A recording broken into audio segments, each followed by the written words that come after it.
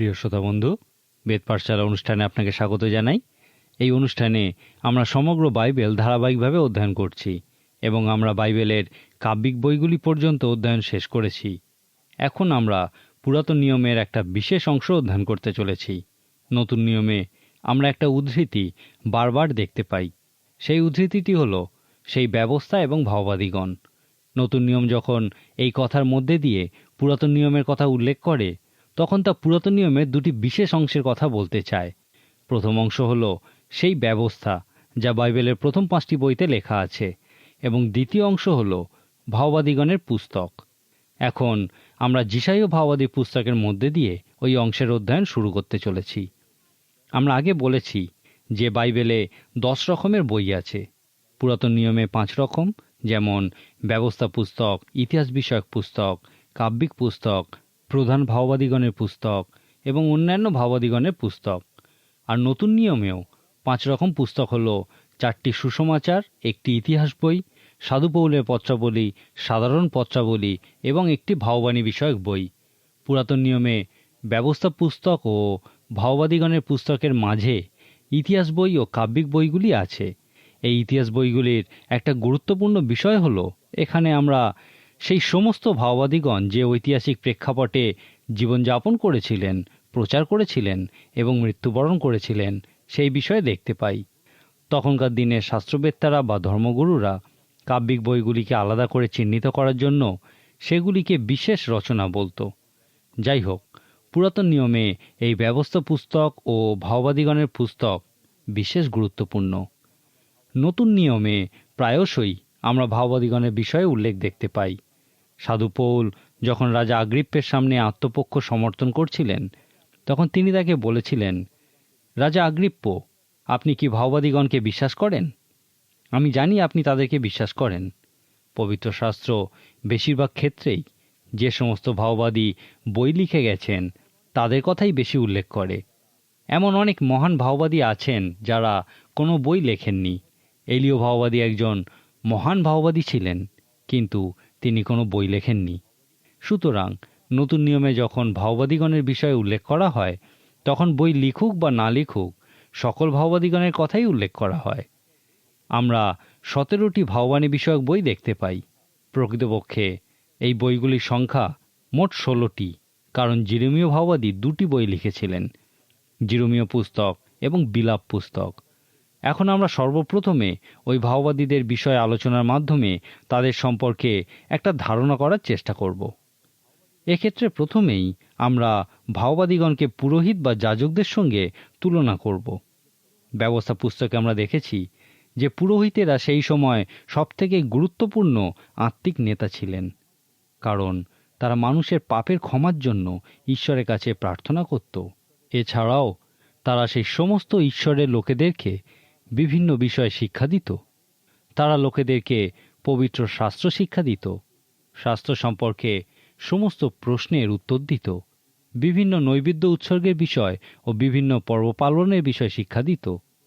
হারন বা লেবি এর বংশে জন্মগ্রহণ করলে তারা জন্মসূত্রেই পুরোহিত বা যাজক হতো, কিন্তু প্রায়শই দেখা যেত যে ওই পুরোহিতেরা অসৎ ও পাপময় জীবনযাপন করত। তারাই লোকেদেরকে বিভিন্ন মন্দ উপায়ে জীবনযাপনের পথে এগিয়ে দিত। সেই জন্যেই হোশেয় ভাওবাদী বলেছিলেন, যেমন যাজক তেমন তার লোকবৃন্দ।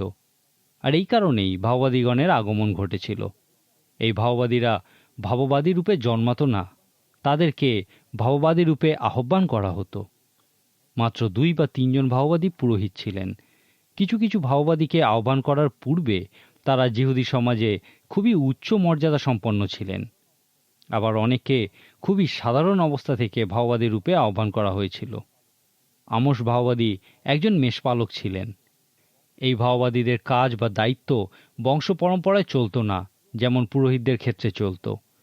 প্রকৃতপক্ষে একজন পুরোহিত মানুষদের জন্য ঈশ্বরের উপস্থিতিতে প্রার্থনা করতেন, কিন্তু একজন ভাওবাদী ঈশ্বরের উপস্থিতি থেকে মানুষের জন্য তার উপদেশ মানুষের কাছে পৌঁছে দিতেন। এই ভাওবাদীগণ মানুষের কাছে উপস্থিত হয়েছিলেন কারণ তখন বিভিন্ন সমস্যার সৃষ্টি হয়েছিল। আমরা যখন এই বিষয়ে অধ্যয়ন করতে চলেছি, তখন আমাদের মনে রাখতে হবে যে এই ভাওবাদীরা প্রায় সকলেই 400 বছর সময়ের মধ্যে তাদের কাজ করেছিলেন। এই ভাওবাদীরা যীশুখ্রিস্টের জন্মের প্রায় 800 বছর আগে তাদের কাজ শুরু করেছিলেন এবং তা প্রায় 400 বছর চলেছিল। ইব্রিয় ইতিহাসের এই সময়টাতেই কেন একের পর এক ভাওবাদীর আহ্বান হয়েছিল তার একটা কারণ আছে। মানুষ পাপে পরিপূর্ণ হয়েছিল, বিশেষ করে তারা প্রতিমা পূজায় লিপ্ত হয়েছিল। আর এই কারণেই ঈশ্বরীয় শাস্তিস্বরূপ উত্তর রাজ্যকে অসুরীয়দের কাছে এবং দক্ষিণ রাজ্যকে বাবিল রাজের কাছে বন্দিত্ব স্বীকার করতে হয়েছিল। বেশিরভাগ ভাওবাদী এই বন্দিদশায় হয় আগে তাদের কাজ করেছিলেন, নয়তো ওই বন্দি থাকাকালীন তারা ঈশ্বরের উপদেশ প্রচার ও সেবা কাজ করেছিলেন। 16 জন ভাওবাদীর মধ্যে মাত্র 3 জন সেই বাবিল রাজের বন্দিত্ব থেকে ইসরায়েল জাতি ফিরে আসার পর তাদের মধ্যে কাজ করেছিলেন এবং তাদের শহর ও মন্দির পুনর্নির্মাণের কাজে যুক্ত ছিলেন। যে সমস্ত ভাওবাদীগণ ওই 2টি বন্দিদশার আগে কাজ করেছিলেন তারা এই উপদেশ প্রচার করেছিলেন যে যদি তোমাদের আত্মিক জাগরণ হয় এবং যদি তোমরা প্রকৃতই তোমাদের এই পাপের জন্য অনুতাপ করো, তাহলে তোমাদের উপর ওই বন্দিত্ব নেমে আসবে না। এই ভাওবাদীগণ লোকেদের মধ্যে অনুতাপ ও আত্মিক জাগরণের ডাক দিয়েছিলেন, কিন্তু বেশিরভাগ ক্ষেত্রেই লোক তাদের উপদেশ অগ্রাহ্য করেছিল এবং উপেক্ষা করেছিল।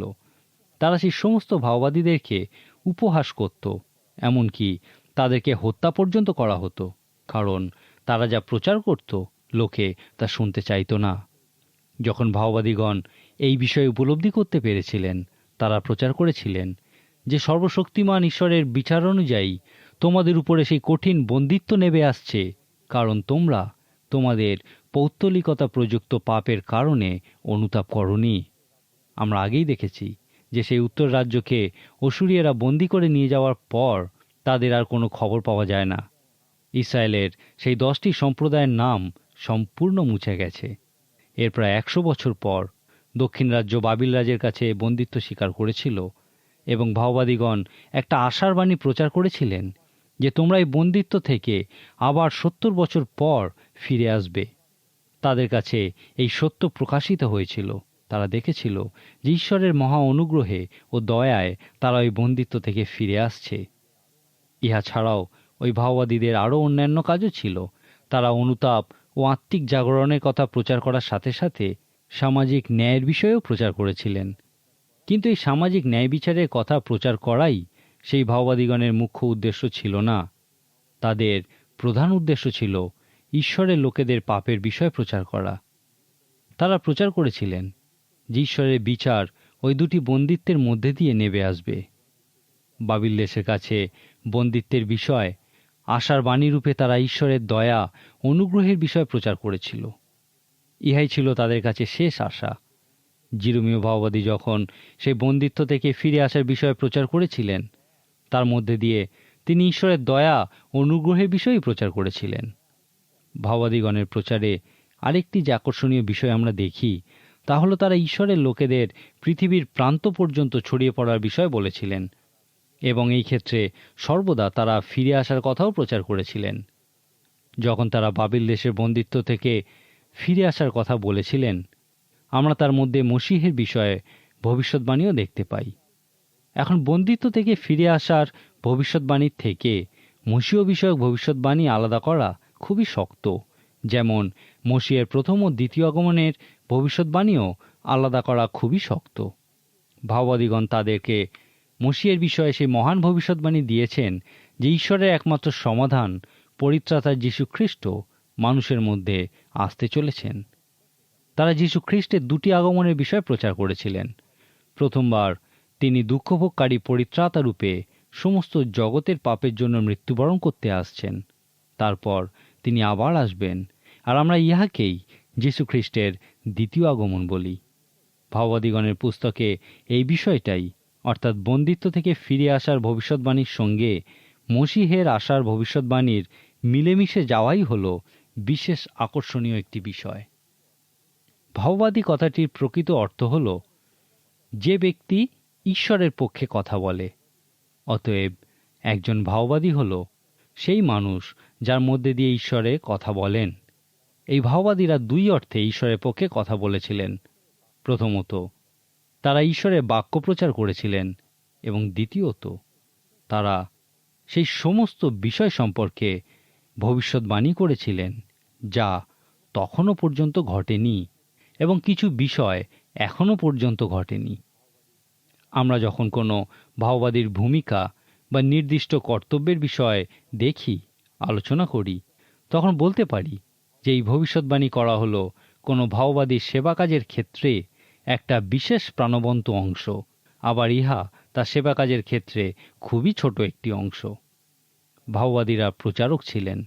তারা মহান শান্তি ও কর্তৃত্বের সঙ্গে ঈশ্বরের বাক্য প্রচার করতেন। পুরোহিতেরা ঈশ্বরের লোকেদেরকে ঈশ্বরের বাক্য শিক্ষা দিতেন এবং এই বিষয়ে তাদের প্রশ্নের উত্তর দিতেন।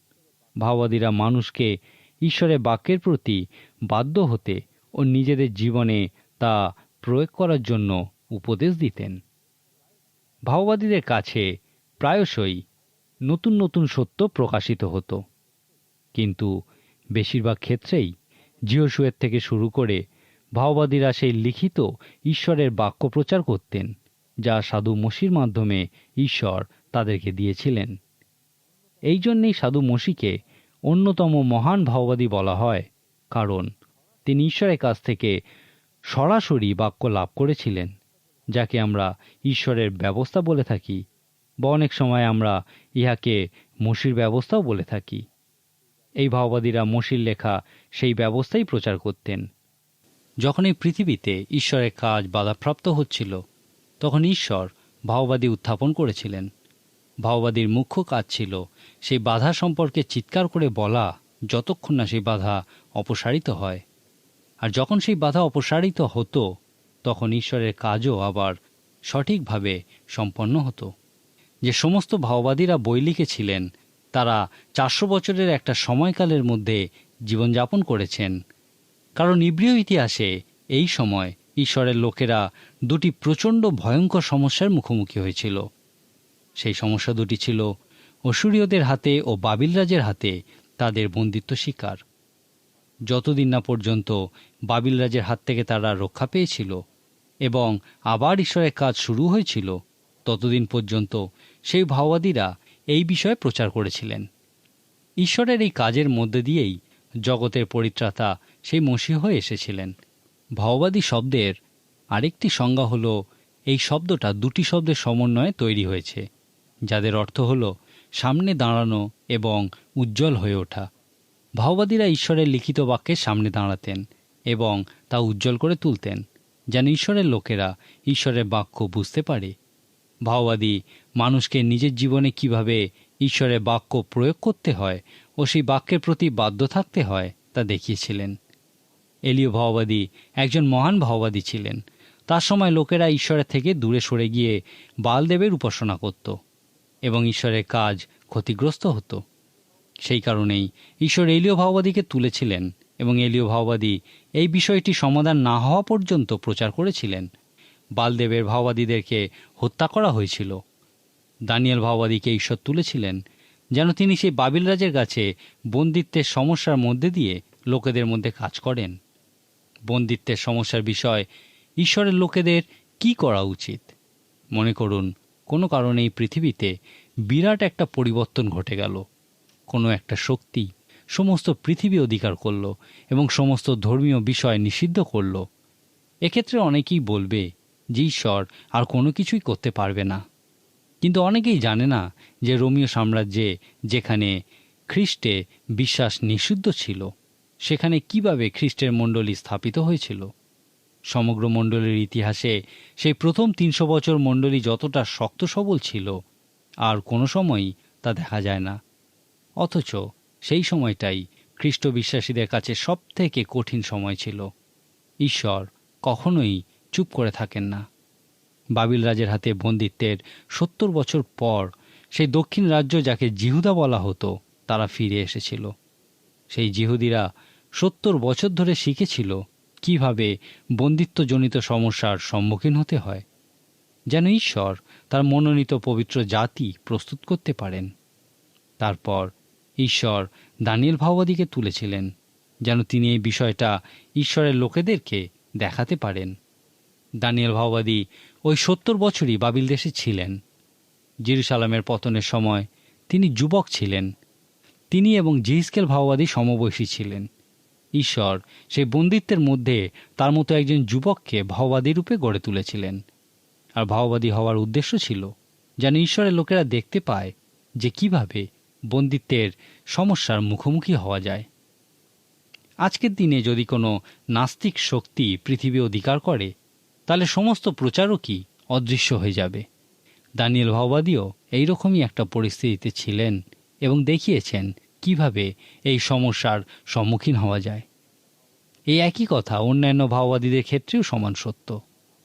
প্রত্যেকে আলাদা আলাদা ভাওবাদীর বিষয়ে অধ্যয়নের সময় নিজেকে প্রশ্ন করুন, যখন এই ভাওবাদীকে তোলা হয়েছিল তখন ঈশ্বরের কাজে কী ধরনের বাধা এসেছিল, কিভাবে এই ভাওবাদী সেই বাধা অপসারণ করেছিলেন এবং ঈশ্বরের কাজ আবার শুরু হয়েছিল। উদাহরণস্বরূপ আমরা হগয় ভাওবাদীর বিষয়ে দেখি, যিনি বাবিল দেশের বন্দিত্ব থেকে ফিরে আসার সময় কাজ করেছিলেন। সেই সময় ঈশ্বরের কাজ রূপে জেরুজালেম মন্দিরে পুনঃপ্রতিষ্ঠা হচ্ছিল। যখন ঈশ্বরের লোকেরা এই কাজ শুরু করেছিল, তাদেরকে ভয়ঙ্কর নির্যাতনের সম্মুখীন হতে হয়েছিল। এই নির্যাতন অত্যাচারের ফলে তারা ঈশ্বরের মন্দির নির্মাণ বন্ধ রেখে নিজেদের বাড়িঘর তৈরি করতে ব্যস্ত হয়ে পড়েছিল এবং ততদিন পর্যন্ত ব্যস্ত ছিল যতদিন না ঈশ্বর হগয় ভাওবাদীকে তুলেছিলেন। হগয় ভাওবাদী লোকেদেরকে বলেছিলেন, নিজেরা সুন্দর করে তৈরি করা সুসজ্জিত ঘরে থাকবে এবং ঈশ্বরের গৃহ ধ্বংসস্তূপ হয়ে থাকবে। সেটা কি ঠিক হবে? তিনি তাদেরকে আবার ঈশ্বরের কাজে ফিরিয়ে এনেছিলেন। তারা আবার ঈশ্বরের কাজকেই প্রাধান্য দিয়েছিল এবং নিজেদের বাড়িঘর তৈরি করা বন্ধ রেখেছিল। ঈশ্বরকে প্রধান স্থান দিয়েছিল, আর এইভাবেই আবার ঈশ্বরের কাজ শুরু হয়েছিল। পুরাতন নিয়মে ভাওবাদীদের পুস্তক জুড়ে আপনি তাদেরকে এইভাবেই কাজ করতে দেখবেন। নতুন নিয়মের পত্রগুলিতে ঈশ্বরের কাজের ক্ষেত্রে এই একই ধরন দেখতে পাওয়া যায়। নতুন নিয়মে ঈশ্বরের কাজ রূপে আমরা খ্রিস্টের মণ্ডলী নির্মাণ করাকেই দেখতে পাই। যখন ঈশ্বরের এই কাজে বাধার সৃষ্টি হয়েছে, ঈশ্বর একজন প্রচারককে তুলেছেন এবং তিনি একটি পত্র লিখেছিলেন। এই পত্রের উদ্দেশ্য ছিল সেই বাধার বিপক্ষে ততক্ষণ পর্যন্ত প্রচার করা যতক্ষণ না সেই বাধা অপসারিত হয় এবং ঈশ্বরের কাজ আবার শুরু হয়। ভাওবাদীদের জীবন অধ্যয়নের সময় প্রশ্ন করার মতো নতুন নিয়মের পত্রগুলিও অধ্যয়ন করার সময় নিজেকে প্রশ্ন করুন, এই সমস্ত বিষয়ের মধ্যে আমার জীবনে প্রয়োগ করার জন্য আমি কোন ধরনের ব্যক্তিগত আধ্যাত্মিক আবেদন দেখতে পাই। ঈশ্বর তার কাজ তার লোকেদের দ্বারাই সম্পন্ন করতে চান। সেই ভাওবাদী বা প্রেরিত প্রচারকদের সময়ের মতোই আজকের দিনেও ইহা সমান সত্য। যদি আপনি ঈশ্বরের কাজে বিশ্বাস করেন এবং যদি আপনি এক্ষেত্রে কোনো বাধার সম্মুখীন হন, তাহলে সেই বাধা অপসারণ হওয়া পর্যন্ত এই বিষয়ে প্রার্থনা করুন। যখন আপনি এই বাধার সম্মুখীন হবেন, তখন সেই ভাওবাদী বা সেই প্রচারকের বই পড়ুন এবং সেখানে তারা সেই বাধার বিপক্ষে যেভাবে প্রচার করেছিলেন, আপনিও সাহসপূর্বক সেই উপদেশ প্রচার করুন। তারা যেভাবে তাদের সময়কার সমস্যার সমাধান করেছিলেন, হয়তো সেখান থেকে আপনি আপনার সময়কার সমস্যার সমাধান করার উপায় পেতে পারেন।